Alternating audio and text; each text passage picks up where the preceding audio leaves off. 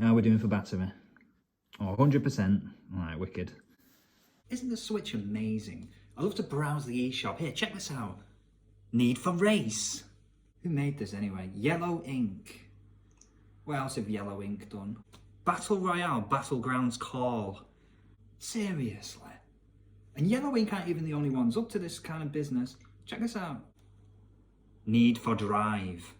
Do you like that? Need for Drive. It's only $8.99. Do you want to give it a go? Look at it. Wow. Look at the reflections on the road. Here's what it looks like. Yeah. $8.99. Need for Drive. Oh, hang on. 94% already. Oh, never mind. What's this? Switch 2 announce trailer. Hello. It's a bit bigger. It's backwards compatible and it's coming out in April. I just got to figure out how I can turn that into like a 15-minute video somehow. Well, I'll start with a thumbnail. Whoa, hang on. 77%. It's not been doing anything. It's been sitting there. I can feel myself becoming more cynical year by year. I'm going to be 40 years old this year. I'm getting well stuck into middle age. And if you don't think 40 is middle age, then you're in denial. 2 times 40 is 80. How long do you think you're going to live? Nothing lasts forever. Case in point, my old friend here, the Switch. And yes, the battery is knackered, but I can understand it. You know, this poor fella's been around since day one, 2017. This is a launch model Switch. I mean, I've replaced the Joy-Cons, but the main unit itself is a launch model. I think it's fair to say that I've played my Switch almost every other day, if not most days, over the past, 8 years? And in that time, I've amassed a huge collection of games, and I've played most of them. There's only a handful of games in my backlog that I haven't got around to yet. And in fact, of the 300 plus games that I've somehow amassed on this system, I've finished over 150 of them, which is a figure that's even surprised me. Now, I would say that's pretty good, having a 50% completion rate on my backlog, but it still means there's over 150 games that I haven't finished. And like I said, there's a handful of games that I haven't played at all, despite spending good money on them. Games like Demon X Machina, the Banner Saga trilogy, Wasteland 2, just a few off the top of my head there. Games where it's like, someday I'll get around to them. But as each year passes, I'm becoming more and more aware that maybe someday I won't get around to them. And do I really need to keep buying more and more games? For the past couple of years, I've been living in Japan, and the Switch is the only games console that I brought with me from my insane collection at home back in England. And over Christmas, I got the chance to go back to England for a couple of weeks, spend some time with my parents. And while I was there, I was digging through this old warehouse of games that my parents are kindly storing for me in their little bungalow. And yeah, it was kind of eye-opening to look at all this stuff and realize that, life moves on. While I was there, I took the chance to set up my old PS4 and start playing a game. It sounds mad, doesn't it? I've been away from my parents for 2 years, and when I go back, I want to spend a little time playing a game. Even as I'm saying, it sounds insane. But I played nothing but a Switch in handheld mode for 2 years, so playing on a PS4 and a big proper television, it was like a breath of fresh air. I was like, this is wonderful. And I had so many games on PS4 that I've never got around to. Pretty much, I think, the week I bought a PS4, I had Batman Arkham Knight, what's it called? Yeah, Arkham Knight. But I picked up a copy of Bloodborne, and I've still never even got around to booting it up. And that's just one example of those games. And I was looking through my backlog. I thought, I've got 2 weeks, maybe I can finish one of these games. I picked out Yakuza 0, and I managed to finish one chapter of Yakuza 0. And I looked it up on Game FAQs, there's 15 chapters in the game. So there was no way I was even going to finish that one game. And perhaps you'll be delighted to hear that I did, overall in that holiday, spend most of the time with my parents. Only on a couple of hours and a couple of mornings did I spend a few hours on Yakuza. But it puts it in perspective, doesn't it? Why keep buying these games? Why keep amassing a bigger and bigger collection if you're literally never ever going to get around to it? And these are the thoughts that have been going through my head as I consider Nintendo's brand new shiny Switch 2 console, which, despite the rumours, and it's been rumoured for years and years now, it still feels like Nintendo have just dropped it out of nowhere. It's like nothing, here it is. And it's coming out in a matter of weeks, basically. It does surprise me the number of videos that are popping up that are like 20 minutes. I've seen videos an hour long discussing this reveal trailer, but there's really nothing. Like I said, it's bigger, backwards compatible, it's coming out in April. That's it, that's all the details. People have speculated on the controllers, the way they move around in the trailer, that maybe they're going to be like a mouse. Okay, great. But we don't even know any games yet. People say maybe Mario Kart, there's going to be a new Mario Kart launch because there's like a brief clip of Mario Kart. But I don't think Nintendo have announced Mario Kart as a launch game. I mean, it's likely, it's probable, maybe. But what's the point of speculating on it? Anyway, that's besides the point. The point I was thinking about was this backlog situation, this compulsion to buy games over and over again. It's something I've recognised and I've been thinking about, especially in the past couple of years. I recorded a video of myself discussing it as I was walking home from work one day, back when I was living in Okinawa. I used to work in a steak restaurant that was like maybe a half-hour walk from my flat. And because the weather was so nice in Okinawa, like if you finish at 10, 11 o'clock at night from the steak restaurant, walking home is very pleasant at that time of night. It's quite cool and refreshing, especially if you spend the whole evening like bustling around a hot restaurant in and out of the kitchen, you know, clearing away people's food from those really expensive steaks that they've half eaten and gone, no, I can't do with that. God, it's such a waste of food. Anyway, speaking of waste. But I seem to have deleted that video. So I have to just try and remember what the hell I was talking about. The gist of it, the basic gist of it, is I was thinking about why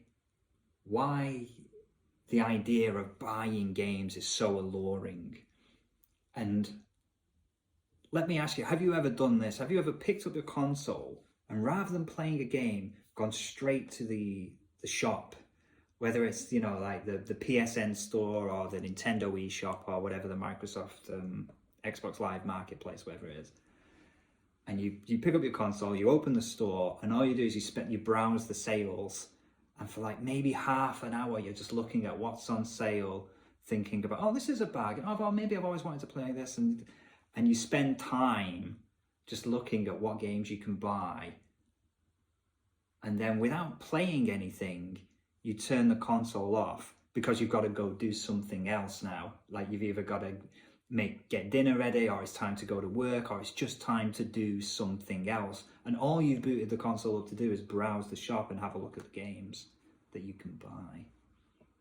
I know I've done that. Have you done it? I bet you have. I bet you 100%. I'm like, why? Why is it so alluring? And I think what it comes down to is, there was an analogy I made. So back when I was working in a department store, I lived for my holidays. The job was quite boring. The people I was working with were great, but the job itself wasn't exactly rewarding. It's just, you know, tidying up after people's messes that they just make forever. As soon as you tidy up, another customer just comes along and makes another big mess, and you tidy that up forever and ever and ever. And you're serving people after people after people. Like 99% of the people will just say thank you and move on. But then there's 1% of people will just kick up a big stink about something because they're either trying to pull some kind of scam by returning a t-shirt that's been run over by a tractor or something. And they know they haven't got a leg to stand on, but they'll argue the toss for an hour because they know that eventually someone will just give them what they want. But it makes your life a misery. And you're just dealing with that over and over again. Anyway, point is, I lived for my holidays. I used to book like 2-week blocks of holidays. And I knew that when I got to those 2 weeks, I was just going to spend the whole time gaming. And I loved it. But the best part about those holidays was always walking out of work on the day before the holiday. And the reason for that is that as you walk out of work and you've got this huge stretch of time before you, to a lesser extent, it's the same in the weekends as well. Like if you've got a job where you have Saturday, Sunday off on the regular, You know what it's like. You walk out of work on a Friday night and you can make all the plans in the world you want for the weekend. At that point, that's the best point, because your weekend, your holiday, whatever it is all potential. You could do anything in that weekend. You could do anything in that holiday. It's only as the holiday or the weekend progresses, you start to look back, you realize you're running out of time. Can I do this? Can I do that? Start stressing out about the fact that you're running out of time. You're going to have to go back to work eventually. Did you do what you wanted to do? Was the weekend, was the holiday any good? You know. And I think games are the same. You know, a new game is all potential. How many times have you gone, okay, this is the game that's going to knock my socks off. This is the game that's going to make me feel like I did 10 years ago when gaming was a new hobby and I wasn't buying my own games. I just had to play whatever came along through birthdays or Christmas presents, or, you know, the 1 or 2 games a year that I could buy by saving up my spends. You know, whatever it is, this new game is going to make me feel the way I did back then, and I'm going to get all my passion and energy back, and it's going to be fantastic because it's all potential. But as you start playing the game, whatever it is, 9 times out of 10, it's just another one. And as you start to realize what the game is, the potential disappears and it just gets replaced with whatever the reality is. Do you know what I mean? The game I just started recently playing was Tales of Hearts on the PlayStation Vita. So when I went back to England, I thought, I'll take my Vita back to Japan with me and see if I can clear out a few games of my old backlog. Because I wanted to buy the Tales of Grace's F remake on the Switch, but I realised I already had an unplayed Tales game on my Vita, Tales of Hearts. I thought I could play that without spending a penny. Fantastic. And before I start playing, it's got all the potential in the world. I'm like, what kind of cast of characters are going to be in this game? What elements of the combat system are going to differentiate it from the other Tales games? You know, what kind of story am I going to get swept up in at this time? And as I start to play it, I'm, you know, at first it's all great, but the further you get into a game, I think it's around like the 20-30% mark for me. You start to settle into whatever the loop of the game is. You've uncovered the structure of the game, if this makes sense. So in Tales of Hearts, the structure is you arrive at a town, do a little bit of story. What you're looking for are the shards. There's a girl in the game called Kohaku, and her heart, just bear with me on this, which contains her personality, is somehow shattered, and it flies, the different pieces fly across the world like Dragon Balls, and then you have to go around the world collecting these shards of personality to restore her personality. So you go to a town, find out about a shard, do a little dungeon, collect the shard, then a beam of light shines out of Kohaku, points the way to the next shard, and you're off like clockwork. And I've done this 3 or 4 times now. I'm like, okay. So it had all the potential in the world, but I'm like, yeah, it's just like every other Tales game. Oh, there's the Wonder Chef. Oh, here comes another skit. Like, you have a conversation where your party decide what they're going to do next, and then the conversation's over. And for me, that's like, okay, now it's gameplay time to get on with things, time to go out into the world, try out my new skills from leveling up and stuff. But the game says, no, hang on, I've got a skit for you. Let's have a little conversation. And it's always bollocks. And I never skip them. I don't know why I don't skip them. I don't know why I can't just ignore them, but I always click on them just in case I'm missing out on something, I guess, or just in case this one's crucial to understanding some aspect of one of the characters. But they never are. It's always just nonsense, total nonsense. And what really galls me is that the game will queue up 2 or 3 in a row. So you've just sat through like a 5-10 minute conversation. It ain't Shakespeare. Like, when is it ever? You sit through this thing and you're like, okay, yeah, all right, yeah, not bad.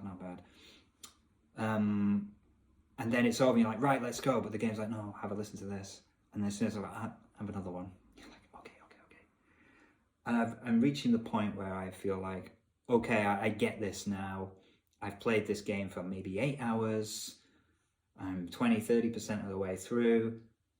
Now what? I'm not seeing a potential in this game for it to dazzle me or improve my life, or show me something that I haven't already seen yet. I feel like the game's given me everything it's got to give, and if I carry on, it's just going to be more of the same.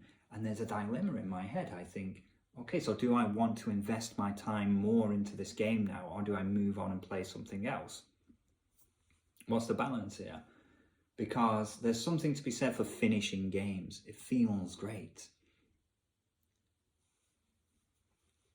But why? Why bother? Why not just move on to something else? But I feel like, anyway, that's beside the point. I feel like more often than not, I reach this point in games where before I buy the game, it could be anything. And I imagine it might be the most brilliant thing in the world. But then I buy it and I start playing it, if I start playing it.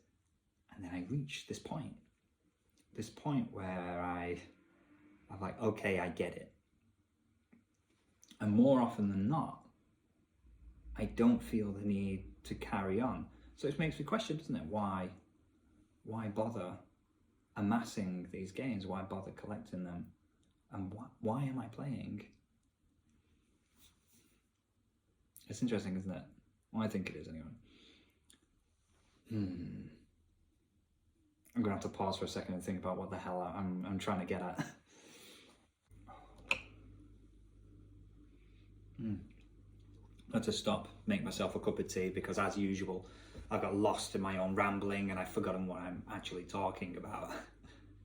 I think if you've been a gamer for a long time, then you'll recognize what I've been talking about, this urge to keep buying games as if you're chasing something. And I think I put my finger on it when I was talking about trying to recapture that initial joy of playing a game. I can remember playing Metroid Prime on the GameCube, and it just completely occupying my thoughts for weeks. I almost didn't think about anything else. I was so in love with this game, and I think it's because at that point I didn't even know what the term Metroidvania, I'd never played Castlevania Symphony of the Night before that. I'd never thought about games in terms of this kind of structure. But now I've played 100 Metroidvanias, so even if I play a brand new one, even if it's amazing, it simply won't have that same impact. It won't provide the same thing to me that Metroid Prime did. And I think that's what I'm chasing. I think it's one thing to know this intellectually, to realize that you're engaging in a kind of behavior that maybe you want to stop, but to actually do something about it is another thing entirely.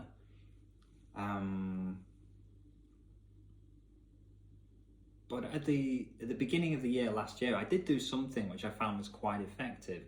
All I did was I went onto the Nintendo eShop and I deleted my wish list. There was maybe 100 or so games on that wish list, just deleted the whole thing. And I found that since then I stopped checking the eShop.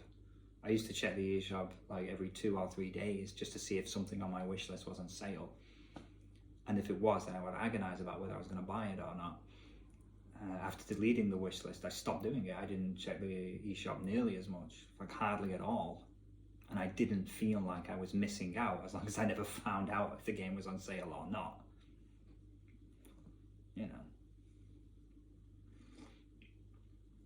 That's a bit of practical advice for you. But I just think it's interesting. It's interesting to think about this idea of the potential of games and what I expect to find when I buy a new game. It's always just another one. When is it not? I think that's it. I think I'm chasing the past. Have a think about it. And at this point, I'm looking at the Nintendo Switch 2, and I still feel like it's inevitable that I will buy the Switch 2, if only to replace the dead battery on this thing Like, I was thinking about buying a new Switch. Like, oh, I'll hang on and get the Switch 2. But perhaps for the first time in my life, I'm seriously considering or seriously questioning why. Why carry on? Why keep growing? Why keep building this huge collection? What am I doing? I don't know. I can almost guarantee that I will buy the Switch 2. I'll guarantee it.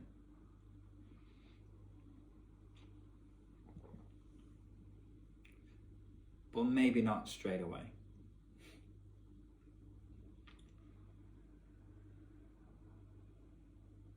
Anyway, thanks for listening to the thoughts of an increasingly old man.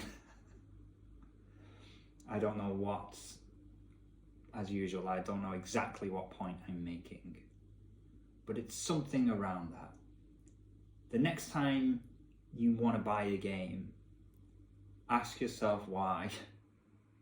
What do you expect to get out of that game? You might be thinking, oh, I don't want to, like, why would I bloody ask myself that stupid question anyway? What do you mean, what do I expect to get out of it? I'm going to buy this game because it looks like fun and I think I'm going to have fun playing it. That's why, you lunatic. But ask yourself, the past 10 games you've bought, what happened? Because for me, it's almost universally my experience with Tales of Hearts. And I didn't buy that game. It's a game I picked up out of my backlog. I suppose I did. I must have bought it at some point years and years ago. Where I reach a point where I'm like, whatever I'm looking for, it wasn't this. Let's move on to the next one. Maybe that's it. It's like, what am I looking for? What am I looking for?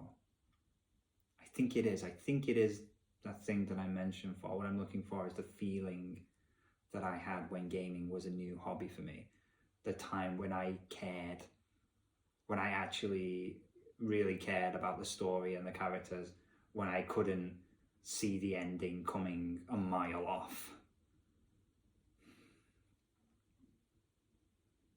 Maybe it's just inevitable. Because it's the same with movies, isn't it? Once you've seen so many movies, you can go into basically any movie, and by the halfway point, you might as well just walk out because there are no surprises. You've got it figured out. You're like, oh, this guy's the bad guy because this, and this, and this. Or this is going to happen because why would they bother showing us this and this in Act 1 if it wasn't going to pay off in Act 3? And you just, I don't know, maybe it's just me, but I can't help but think like that. Maybe it's because I've just reached a point where it's like something clicks in your brain and then you realise there's nothing new under the sun. Christ. Is that depressing? Whatever, Happy New Year, buy the Switch 2, it looks amazing, doesn't it? Maybe the new Joy-Cons, you can use it as a mouse and there'll be a new Command & Conquer game. That's my hot take launch title for Nintendo Switch 2, Command & Conquer Red Alert 4, baby! I hate myself. Anyway, thanks for watching.